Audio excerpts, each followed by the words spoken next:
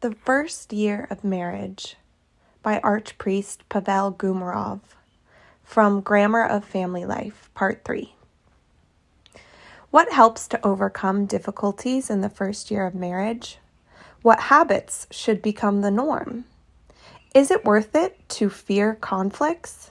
How should we build relationships with our parents? And why should we study psychology?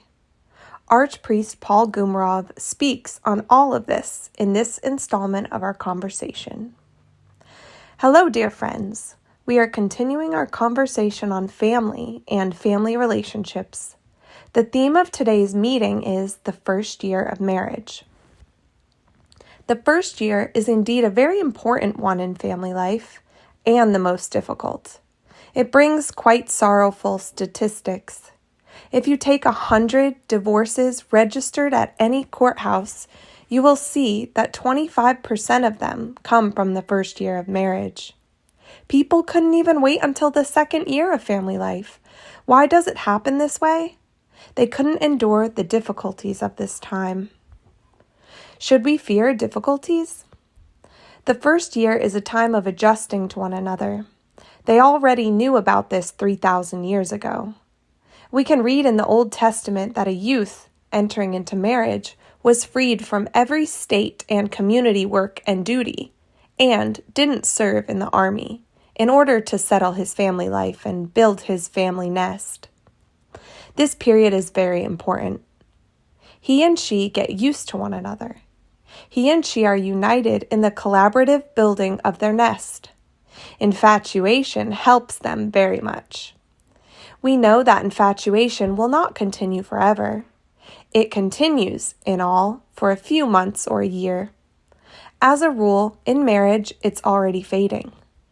There needs to be serious cooperative work, serious creativity towards creating a relationship of a different type, marital love. As always, I have gathered the questions most often posed on this topic. Questions about what those planning to get married need to know about the first months and years of family life, and how to prepare themselves for them. He who is forewarned is armed, as they say. Venerable John of the Ladder wrote that a person having a difficult, combative character can be likened to a rock that collides with another rock. And in these collisions, two possible sequences of events can develop. These rocks are either rounded off, becoming such smooth, weather-worn pebbles, or they shatter into pieces. But the saint notes that even if they shatter, a person will understand his weakness, will understand that he has a difficult character and that he needs to work on it. And in such failures, you can discern for yourself great importance to see some of your mistakes. So the first year. Yes, it's difficult for new spouses in this time, but it's also easy because they must resolve many problems together, and it unites them and helps them to become one whole. What kind of problems? Relationships with your families, housing which you are either buying or renting, often within 10 months after the wedding or a little later, but within the first year of marriage, a child is born, which also seriously, strongly unites the spouses and forces them to care for this new third member of their family together. A joint project quite strongly unites, and these difficulties themselves are later, as a rule, remembered with a pleasant sadness. After all, they are the best years of family life. Therefore, we shouldn't fear difficulties. Man in general, getting married, shouldn't be afraid. It's not good for man to be alone, and if someone fulfills the commandments of God and approaches such tasks with responsibility, the Lord will help him. About habit in marriage. People often ask why they say, the family boat has crashed against life, and what to do in order to keep the newness, freshness, and sincerity of the relationship. In our previous talks, we spoke about how important our relationships are before marriage, when we should learn to timidly and carefully relate to one another and to take care of one another. We should learn to give more than to receive. It's very important. I'm reminded of the diaries of Empress Alexandra Fyodorovna and her letters to the emperor on the front during the First World War. The Empress was very worried for her spouse, and what tender letters she wrote to him. I advise everyone who wants to prepare for marriage to read these sweet letters. The royal couple already had 5 children. They were far from being young. The emperor was just under 50, and they related to one another as if in the first months of marriage, on their honeymoon, or even as if before marriage. What gentle words they speak, what names they call one another, how they're nervous and worry about one another. They're all very important points. Empress Alexandra wrote in her diaries that family happiness emerges from the small, easily forgettable episodes which, maybe, are worth nothing to us. Cups of tea served by a caring hand, complimentary words we have said to the other person. And people get used to the good they have every day. We should at least please our other half with small things. This should become a good habit to replace another habit of bantering with, or teasing, or making some nagging comments towards our other half. And it seems to me that every family man reads morning prayers and prays to God. Lord, help me this day to behave so as to delight my family and loved ones as much as possible, and to grieve them as little as possible. We must avoid unkind advice, avoid barbs in communication, and avoid sermonizing and moralizing. It's quite easy. You don't have to offer any sacrifices or waste much time and means on this. Is it really difficult to buy your wife some chocolate when you leave work and give her flowers once a week? And to wives, meeting their husbands coming home from work, it's not worth it to load him up from the doorstep with some problems. They're calling you to the school. Our son again got a D for the quarter. My computer broke. You should fix it right away. And on and on. Let your husband rest and gather his strength. And you should train your children to greet Papa with reverence and respect. First, say some kind words to him. Feed him, give him some tea, and then proceed with some serious questions and conversations. People also ask about housekeeping. Today, as a rule, women work alongside men, but coming home from work, the husband relaxes, but the wife begins to cook and wash and clean and so on. So, how to divide up the household chores? Yes, the classical model of marriage is more stable as per the statistics. The wife at home with the children, settling the family nest, caring for her husband and children, that is, fulfilling purely feminine functions. And the husband is the head, the breadwinner, the provider, the hunter. But the classical model cannot always be implemented today. It's not easy for one husband to feed a big family. And if the wife also works, as so often happens today, then husband and wife should do the household chores evenly, somehow coming to an agreement about it. Of course he is tired and she is tired, and she, perhaps, more so because she also has the kids, lessons, laundry, cooking, ironing, all purely feminine work. But it seems to me that the authority even of the venerable head of the family will not come crashing down if he helps his wife wash the dishes or cook dinner or tidy up the apartment. This is just how we show our love. Love is not about serious sacrifices, but very simple, daily actions. It's sacrificing your free time.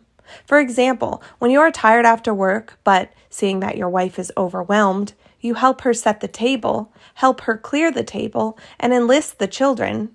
It's also very important. Here it's not necessary to agree to the division of responsibilities, but just to lend a hand. What should husbands know about female psychology and wives about the male? We need to know about specific female and male needs to not mess this up. Husbands and wives, men and women, are creatures created by God with very different psychologies, not just different physiologies. It's not accidental. Generally, everything that the Lord does is for our salvation. Therefore, every one of us has the opportunity to serve another person in marriage. Men are creatures of greater physical strength and durability, and he should have the need and desire to help his wife, to take upon himself any kind of heavy work and to lend a helping hand. Wives, as creations inclined towards empathy, towards compassion, and towards sympathy, should desire to comfort their husbands, to caress him, and take away his fatigue. The Lord created us differently. This is a given. It's a fact. And even if people strive for equality and equal rights, nothing happens. There are even male and female professions, and men and women retire at different times. Men serve in the army and women don't serve. Men compete against men in the same sport, and women against women. We are built differently, and there's nothing we can do about it. I'd like to focus on one important point: removing stress.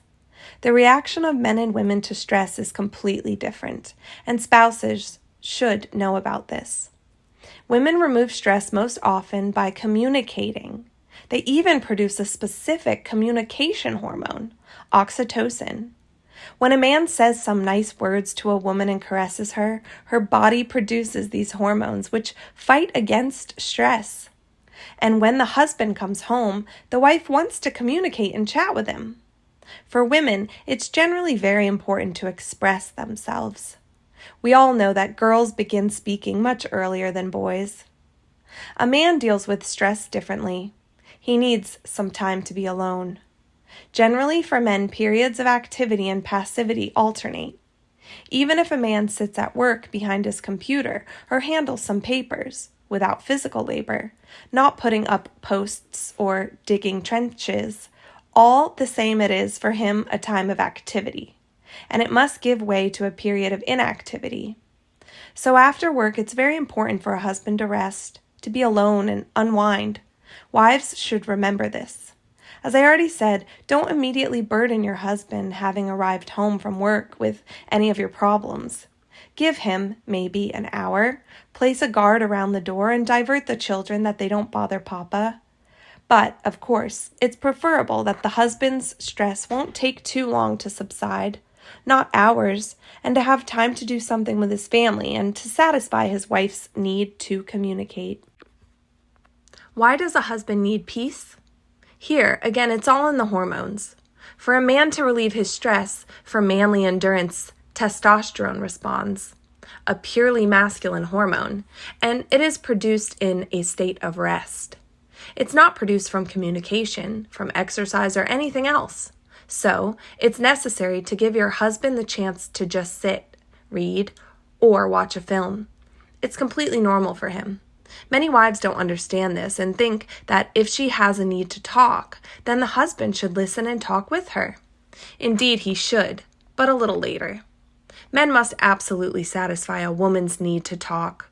Otherwise, she'll talk to someone else, with her girlfriends, endlessly discussing her husband, or with her mama, with her mother-in-law. And you yourself will very seriously suffer if you don't talk with your wife. Is it possible to avoid fights? It's very important to separate two concepts, fights and conflicts. Conflicts in family life are unavoidable. Not a single family has been able to bypass conflict. Why? Conflict is an English word meaning collision, and a man and woman, as different creatures, as people from different families with different interests, will not avoid colliding. There's a Russian proverb, a pot collides with a pot. And what can we say about people? Everyone judges from his own belfry and looks at problems in his own way. Most important is that a conflict does not develop into a fight. We will talk about family conflicts in another talk, but I will briefly state the main point. It's important not to give place to anger and irritation in order to discuss all disputed issues, clashes, and conflicts of interest in a peaceful state of the soul. Don't lose your peace, because peace is the most important thing. If you don't have peace in your souls, if you don't have peace in your families, then although you have earthly blessings, things won't be good for you, and you won't have happiness. Happiness is within us. It is peace of soul and peace with our loved ones. It is precisely in this that family harmony and human happiness consist. Relationships with parents. What could be the pitfalls in communicating with your parents? Can we allow parents to interfere in a young family's life, financially, by advice? In the marriage service, it says, "The prayers of parents make firm the foundations of houses." Not interference, not intrusive help, not the counterintuitive assistance which parents sometimes offer. And moreover, we know that in Holy Scriptures it says, "Therefore shall a man leave his father and his mother, and shall cleave unto his wife, and they shall be one flesh." Genesis 2:24. And we must know this commandment as spouses and as parents. Parents shouldn't interfere in the lives of spouses. We've brought our child up to adulthood, invested in him all we were able to invest, the reasonable, good, eternal, and spiritual. And now we must pray for him. We should help our adult children, but not interfere in any situation in their lives, because such interference, as a rule, ends sadly. And spouses, I repeat, should remember this commandment as well, because many spouses are unable to pull themselves away from their parents. One man came to me once in the church and said that his family life now is in a very trying situation. He has a child from his first cohabitation. He wasn't married, but he considers that he has responsibilities towards this child and this woman. And what's more, his mother is sick and in need of help. But his current partner doesn't like any of it. She doesn't like that he goes off to his mother and to this woman, and that he spends so much time with the child. I told him that she's absolutely correct to not like it, because the hierarchy of family values in the life of a married man or woman should be lined up like this. In the first place, to the husband or wife, because they are one flesh. This is the first degree of relationship. Then children, then parents.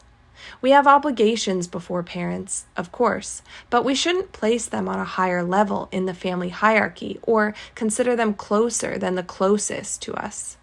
And for a husband, that's the wife, and for a wife, the husband.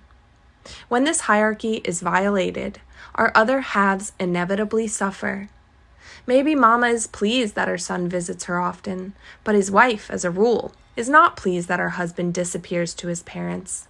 Moreover, parents quite often manipulate their adult children, feigning sicknesses, needing some kind of help, and a man tosses everything and runs to them. Sometimes such issues are resolved with great difficulty. Once a couple came to me talking about their circumstances. The wife's mother was sick, in serious condition, but for some reason the couple couldn't take her in. Maybe the husband didn't want his mother-in-law to live with them. They hired a good paid nurse. They visited her mother regularly, taking a priest to confess and commune her and give her unction. They made such a compromise. Their family peace was preserved, although in order to pay the nurse, they had to find additional work. Such questions regarding conflicts of interest should always be resolved in peace and love, and the main, decisive word should be that of our spouse, and not of our parents, because parents, unfortunately, so often love their children with blind parental love. And again, on psychology. My friends, it's imperative to study family psychology. I can recommend some books on this topic: The Little Church and Keys to Family Happiness. Don't think this is self-advertisement. These books were released by the publishing house of Strensky Monastery. It says in them that wives should know about husbands and husbands about wives. I have another book called Him and Her, precisely about why the Lord created us so differently, and about the differences in male and female psychology, and about how to come to unity in family life, to unity in marriage. I would like to emphasize again, the Lord created us differently, precisely for unity in family life. As Ivan Alexandrovich Ilyin said, by the presence of a living love and a living conscience in men, even our differences lead to unity and to manifesting the best qualities of our souls. To help another person, to fight with our inadequacies, to get used to our other half, to seek knowledge about how to do it. We're all different. We know that the Lord created us male and female, and some distinguish yet a third hypostasis of children because they have their own psychology, which we should also read about. After all, a child quite differently perceives those things that seem completely obvious to us because we're adults. Peace, goodness, and love to you all, and may the Lord save you.